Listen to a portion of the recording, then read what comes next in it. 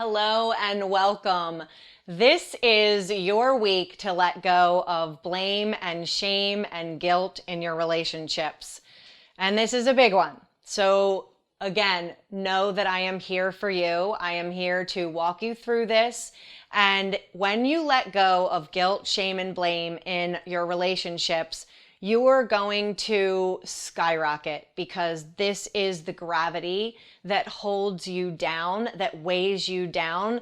The shame is hiding out in the deepest, darkest parts of your psyche.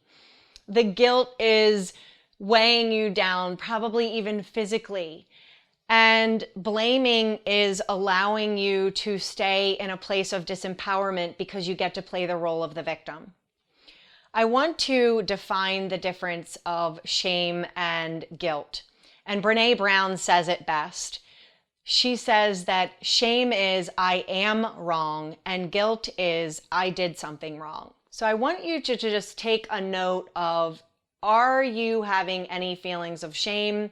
Are you having any feelings of guilt? Are you having any blame that is happening? And do just a quick mental inventory right now, and you might even jot something down that stands out.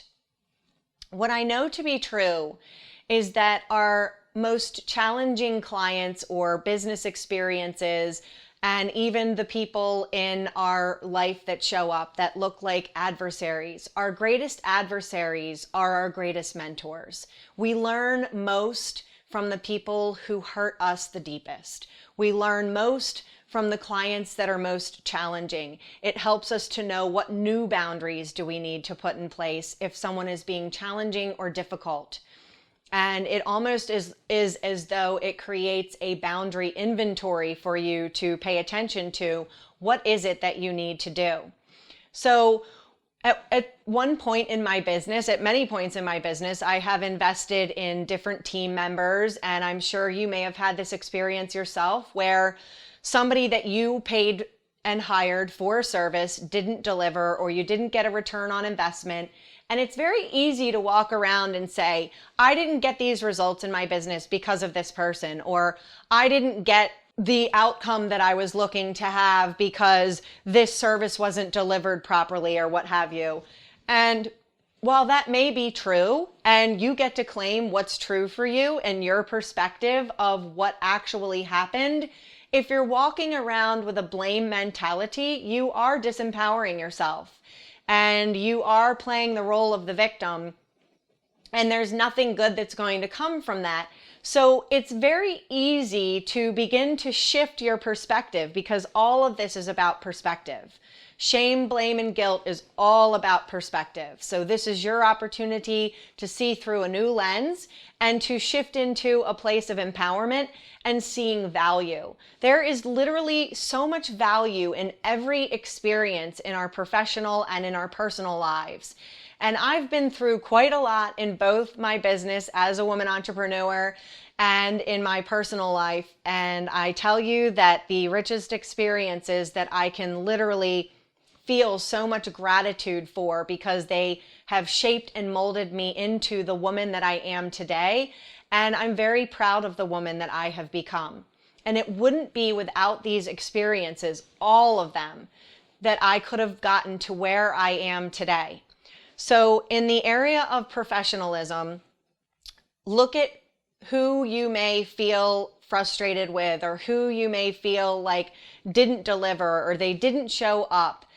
And if you didn't have a conscious clearing conversation with them, that's okay. You can still let go of the blame, or you can still engage them to have a closing conversation if that's what would be of service to you. And a closing conversation is essentially getting back in contact with someone who you feel has wronged you, whether that's a personal or professional relationship, and speaking your truth, but also being available to see it through their lens. It's almost as if you want to say, take me into your head and help me understand your thought process and see this through your lens so that I can better understand and release this because it is holding you hostage. So looking at any kind of person that you may have hired and you didn't get a return on investment or it didn't pan out, you can look at that as a beautiful learning opportunity. And I kind of joke around and say, look, I had this situation occur and I hired this VA team and they just weren't delivering. And it was really frustrating. And in hindsight, I realized that there should have been far more guidance and far more checking in with the numbers, like what's working, what's not working, what are our numbers, what do we need to be doing? The whole reason that you hire people is because they're the expert. They know more than you do, and you're leaning on them to bring their expertise to you and say, this is what we need to do. This is how we need to get results. This is what we need to do in service of your greater business goal. And if they're not showing up and delivering that, you might not even know, just like I did, and I wasn't even thinking, oh my gosh, what do you mean the numbers? I was working with a mastermind partner after I'd been working with this VA team for about 3 months. And she's like, well, what are your numbers? What are your open rates? And I was like, oh my gosh, because I haven't been doing that, even though I did it in the beginning of my business, I wasn't even thinking about that until she said this. And then I was thinking, why is this person that I paid all of this money to not saying this to me? Why is my mastermind partner saying this to me? Because she was basically like, look, Rebecca, it's pretty easy. It's like, if your open rates are low, then it's your subject line. If for email communication, if it's your click-through rate, it's the copy in the email. And if your opt-in rate is low, then it's the opt-in copy on the opt-in page. And so that really enlightened me, and it really gave me an opportunity to see going forward what was needed. And that experience with that person, both the mastermind partner and the person that I had hired, was so incredibly valuable. And sometimes the richness, the return on investment in a relationship with someone comes from that. You might think, I'm going to sign this person up to work for me, and we're going to go out and make money and help more people and get better results and so on. And it doesn't pan out, but I guarantee you there is richness in every single interaction, every single exchange, every experience. And you are the one who gets to have the perspective on whether or not that is rich or it is something that ripped you off or took something away from you or whatever, and you get to continue playing the role of the victim. So in each moment and in each situation, the opportunity is available for you to recognize it and to see it through this lens of the universe is always showing up for me. Everyone is in my life for a purpose, and it is to return me to a truth within myself, to acknowledge an unknown something or other, and to do things better from a place of personal excellence in your business and in your personal life. In your personal relationships, you might likely be more triggered with the blame and the shame and the guilt. If we look back at our past and our childhood growing up, it can be very easy to see through this lens of my parents messed up, they didn't do a good job, they could have done better, or I was parented through a foundation of fear-based parenting. There are a lot of different things that can be triggered. This is definitely an arena where you will be triggered more likely with blame, shame, and guilt than you would in your professional relationships, but you definitely need to have an awareness for both of them. In my personal relationships, I have been through a tremendous amount in being in a dysfunctional relationship for a really long time and literally being able to walk out of that and not be angry or not be resentful or not feel like I need to blame this other person for what happened, and literally being able to see through the lens of forgiveness, acceptance, and true gratitude for that person coming into my life and being so disastrous, because it forced me to come back to myself. And I am the woman that I am today because of those trials and tribulations. Your personal relationships will likely have a bigger charge when it comes to guilt, shame, and blame. So you'll need to know how to handle those and how to see through a lens that will be empowering to you instead of keeping you in these chronic states of feeling shame or feeling guilt or feeling like a victim and having the blame thing happen.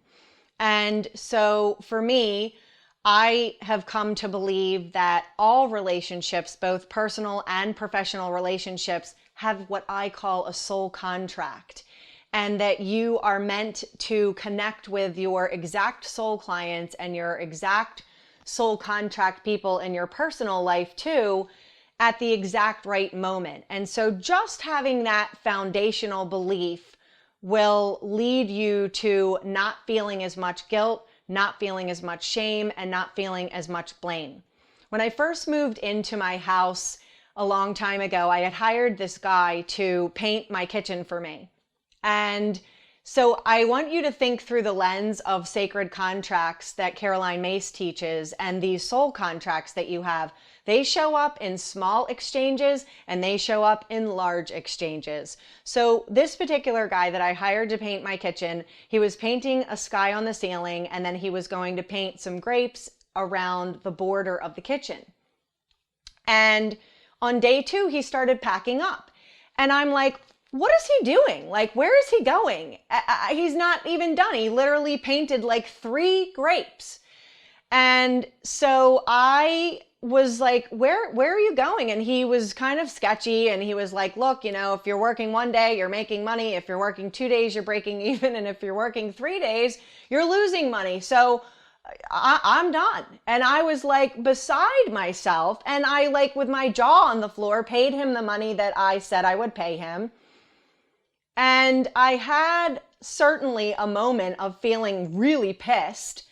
And then because I operate from this foundation of looking through the lens of every exchange with every person is a sacred contract and a soul contract, I decided that I would see this differently.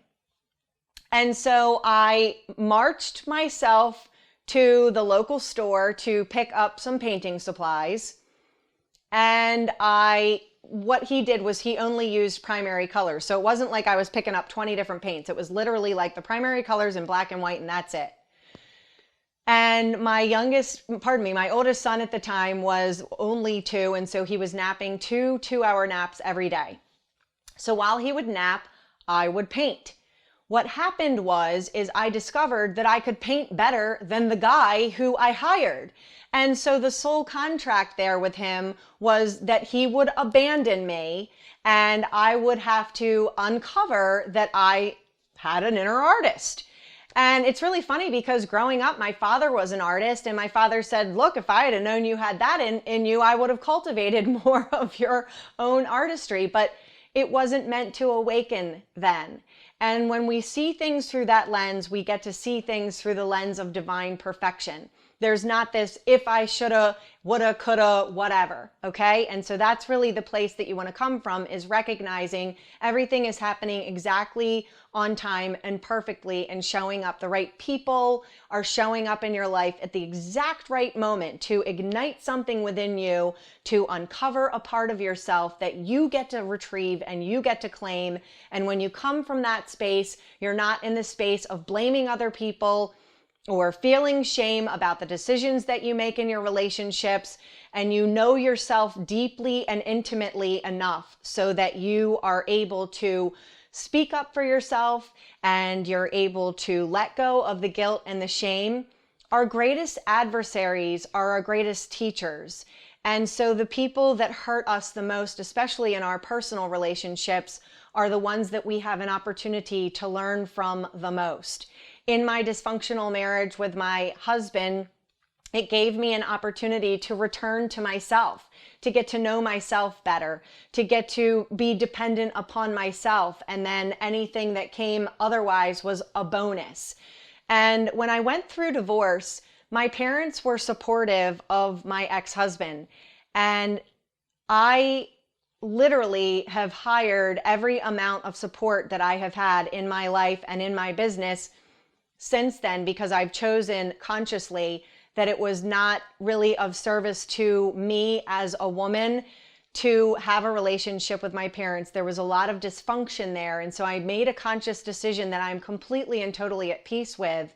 But what I look back at and I recognize is that if my parents had supported me, I might not have gone and become that woman who was so darn terrified to become financially independent and go out and triple my income and make $172,000 in that first year of being a single mother and being financially independent. And so I look at that could have been perceived abandonment, and I don't see it through that lens. I don't blame them for that. In fact, I'm extremely in gratitude to them for doing that, because it truly shaped who I am today and who I became and what I went through, and learning that level of self-reliance.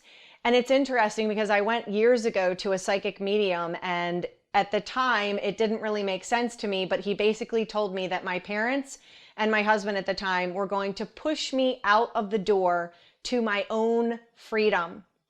And what Martin said all those years ago came flying back in this moment of looking at why I wasn't being supported, or asking these questions like, why am I going through this and I don't have any family that's showing up to support me, and how much that really hurt, and shifting into moving into an immense place of gratitude because of what I achieved and accomplished, because of those exact perfect circumstances that conspired for me to develop into the powerful woman that I am today, that I am so very proud of. And so my invitation for you is to begin to shift and look through the lens of, what is this doing for me? What is it awakening within me? What is here for me to learn? Where is the richness? Who do I need to let go of blame for so I can find the gift in the situation? Because as horrific as any exchange may be in the moment, if you find the gift later, and time is truly an illusion, then wasn't the gift there all along?